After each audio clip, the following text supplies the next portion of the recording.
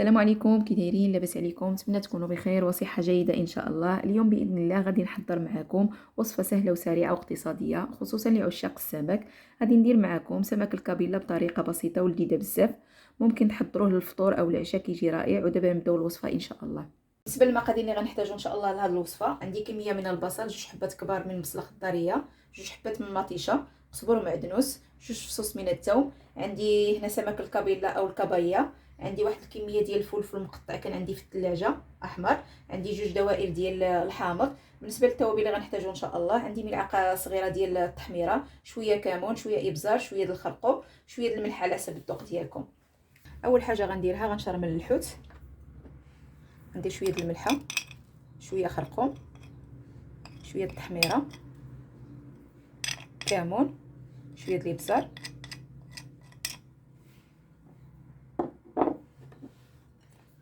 قزبر ومعدنوس، شويه الثومه، واحد العصره ديال الحامض. غنزيد واحد ملعقه زيت الزيتون، ملعقه كبيره. نخلطوا المكونات ديالنا مزيان. الاحسن تخليو الحوت ديالكم يترقد واحد 2 سوايع باش تدخل فيه الشرموله. دابا نخليوه على جنب ونبداو ان شاء الله. انا ما عنديش الوقت غنديرو، ولكن نتوما من الاحسن تخليوه 2 سوايع. غنبداو على بركه الله. في مقلاه درت واحد 3 المعالق كبارين ديال الزيت، ودرت البصله ديالي تقلى مزيان. غنخليوها دابا طيح شويه.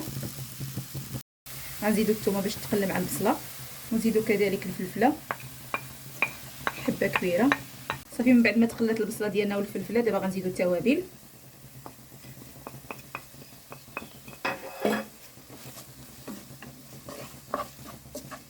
مباشره غنزيدو الحوت ديال الكابيلا او الكابايا بحال كنقولوا حنا في مدينه الناظور.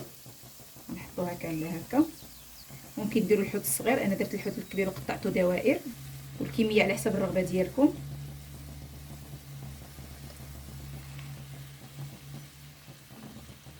غنزيدو مباشره الطماطم دوائر،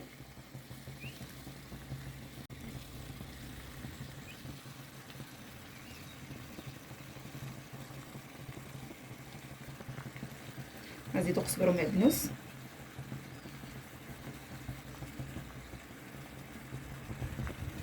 غنزيدو شرائح ديال الحامض، غنزيدو 2 ورقه ديال ورق سيدنا موسى او ورق الغار، ودابا نمرقو بالماء سخون.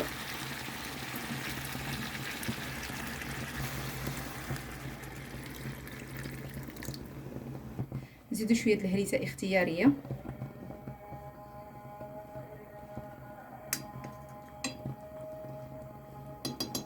ودابا غنسدو على الطنجره ديالنا ونخليوها طيب على خاطرها.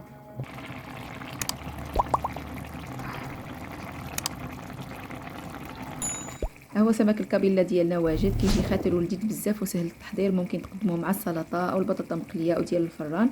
كنتمنى تجربوا هذه الوصفه لانها تستحق التجربه. ودابا نقول لكم مع السلامه الى فيديو اخر ان شاء الله.